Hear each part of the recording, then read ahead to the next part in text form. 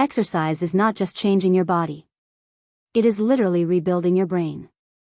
And a landmark study from Harvard Medical School found that regular physical activity reduces the risk of depression by 47%. Nearly half. That number should stop you in your tracks, because most people still treat exercise as something you do to look better in a mirror. The real story is happening between your ears, and it is far more powerful than anything happening to your waistline.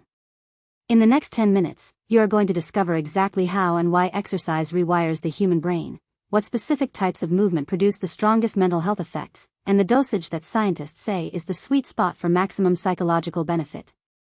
We will also get into the one finding that almost nobody in the fitness world is talking about, and it completely flips the conventional wisdom about intensity, effort, and what it actually means to work hard for your mental well-being. Stay with us, because the science here is genuinely mind-altering. To understand the connection between exercise and mental health, you have to go back further than most people realize.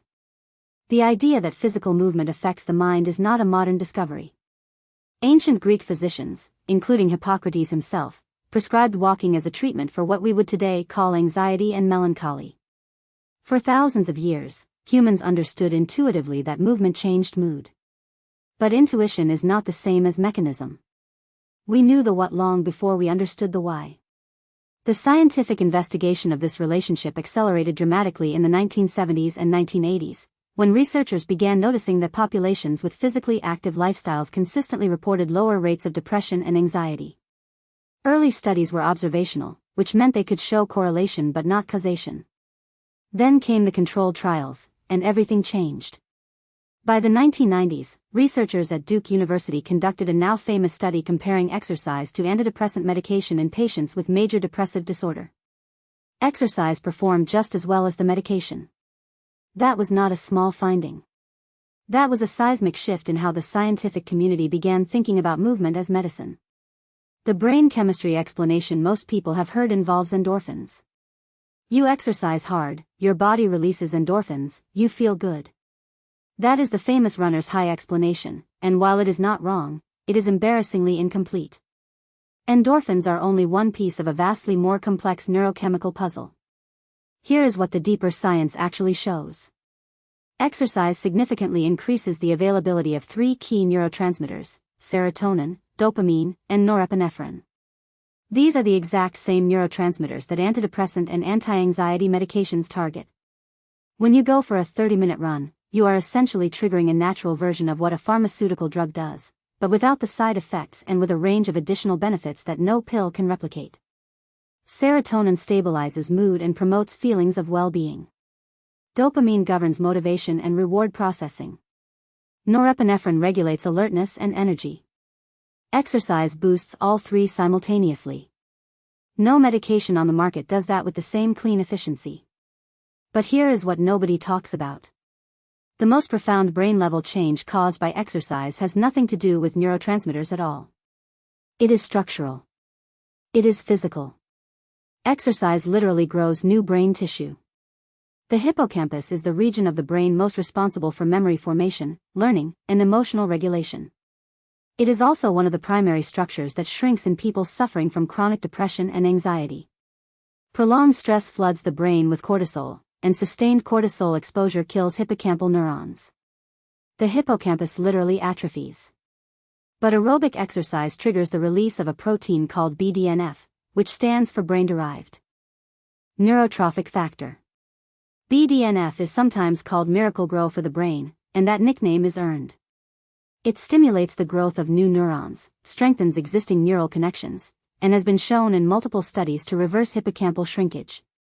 A 2011 study published in the Proceedings of the National Academy of Sciences found that 1 year of aerobic exercise increased hippocampal volume by 2% in older adults, effectively reversing 1 to 2 years of age-related brain decline. 2% sounds small until you understand what it means in terms of cognitive resilience and emotional stability. So we know exercise changes brain chemistry and brain structure. Now the critical question becomes, what kind of exercise, how much, and how often? Because the research is specific, and the specifics matter enormously. Aerobic exercise consistently outperforms resistance training in studies focused on depression and anxiety reduction, though resistance training has its own significant mental health benefits. For aerobic exercise, the mental health sweet spot appears to be 3 to 5 sessions per week, each lasting between 30 and 60 minutes, at moderate intensity.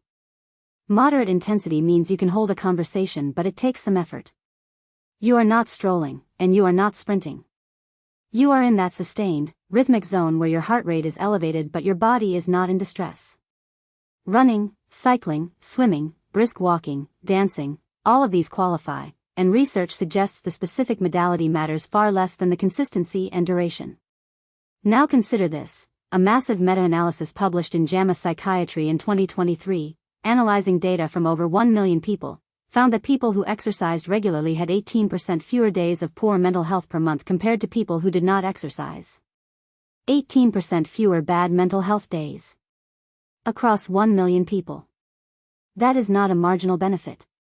That is transformative at a population scale. Resistance training deserves its own moment here, because the mental health data on strength training has exploded in recent years. A comprehensive meta-analysis published in JAMA Psychiatry found that resistance exercise significantly reduced depressive symptoms across all age groups and fitness levels, with effects that were actually stronger in people who had clinical depression compared to those with mild symptoms. The mechanism is somewhat different from aerobic exercise.